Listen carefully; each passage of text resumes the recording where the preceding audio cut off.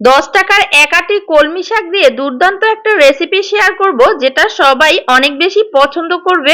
আর এক প্লেট ভাত কিন্তু চেটেপুটে খেয়ে নিবে। বাজার থেকে এক আঁটি কলমি শাক এনে ডগা সহ নিয়ে নিয়েছি। এবার পানি দিয়ে ভালো করে কলমি শাকগুলোকে ধুয়ে নিতে হবে। কলমি শাকে প্রচুর পরিমাণে বালু থাকে, এগুলোকে 4-5 বার পানি পাল্টিয়ে খুব ভালো করে কিন্তু গোসল করিয়ে নিতে হবে। তা না হলে কিন্তু এই শাকগুলো খেতে গেলে বালু কিচকিচ করবে। শাকগুলো ভালো করে ধুয়ে পানি ঝরিয়ে নিয়েছি। এবার এগুলো কেটে নিতে হবে। আমি একটা বটি দিয়ে একদম মিহি কুচি করে কলমি শাকগুলোকে কেটে নিচ্ছি, কারণ কলমি শাক একটু শক্ত হয়ে থাকে। যত ছোট ছোট করে কাটা যাবে কলমি শাকগুলো রান্না করলে তত ভালো হবে আর সহজেই নরম হয়ে যাবে। সবগুলো কলমি শাকই আমি একদম মিহি কুচি করে কেটে নিয়েছি। এবার একটা মশলা রেডি করে নিব। এজন্য এখানে এক মুঠো পেঁয়াজ কুচি, একটা রসুন, একটা টমেটো, 1 চামচ শুকনো মরিচের গুঁড়া, অল্প পরিমাণে পানি দিয়ে মিহি পেস্ট করে নিব। ফ্রাই প্যানের মধ্যে পরিমাণ মতো তেল দিয়ে 2টা মরিচ ছোট ছোট করে কেটে দিয়েছি। শুকনো মরিচগুলো যখন ভাজা হয়ে যাবে এখানে অ্যাড করে দিতে হবে 1/2 চামচ পরিমাণে কালো সরিষা, 1/2 চামচ পরিমাণে জিরা। এগুলোকে ভেজে নিতে হবে। যখন সুন্দর একটা সেন্ট বের হবে তখন দিয়ে দিব ওই যে মিহি পেস্ট করে রাখা যে মশলাটা। অল্প পরিমাণে পানি অ্যাড করে দিব এর মধ্যে।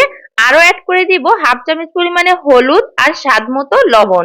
এগুলোকে এবার নেড়েচেড়ে একটু সময় নিয়ে কষিয়ে নিতে হবে। মশলার গা থেকে যখন তেল ছাড়তে শুরু করবে এই পর্যায়ে দিয়ে দিতে হবে কুচিয়ে নেওয়া কলমি শাকগুলো।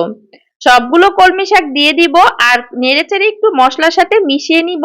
ঢাকনা দিয়ে রেখে দিব 10 থেকে 15 মিনিটের জন্য।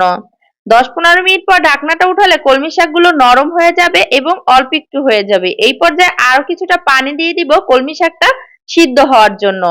এখানে 1/2 কাপ পানি দিয়েছি। এবার নেড়েচেড়ে মিশিয়ে ঢাকনা দিয়ে ঢেকে আরো 10 থেকে 15 মিনিটের জন্য রান্না করে নিব। এই পর্যায়ে ঢাকনাটা উঠিয়ে নিব আর ঢাকনা দেওয়ার প্রয়োজন নেই।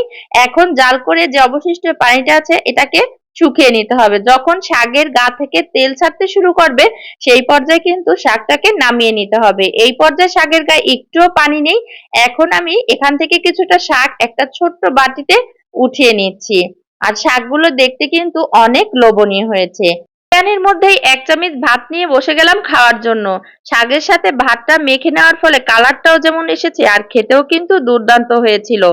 এক লোকমা ভাত মুখে দেওয়ার সাথে সাথেই টমেটোর একটা টক টক ভাব, শুকনো মরিচের একটা ঘ্রাণ আর সরিষার ঘ্রাণ তো আছেই, যেন মুখে দিলেই মিলিয়ে যাচ্ছে। এত মজা হয়েছিল। যারা কখনো কলমি শাক খায়নি তারাও যদি এভাবে কলমি শাক রান্না করে খান কখনো বুঝতেই পারবেন না যে আজকে কলমি শাক দিয়ে ভাত খেয়েছেন। আজকে কলমি শাকের এই রেসিপিটা তোমাদের কাছে কেমন লাগলো অবশ্যই কমেন্ট করে জানাবে। আজকে এখানেই বিদায় নিচ্ছি। আল্লাহ হাফেজ।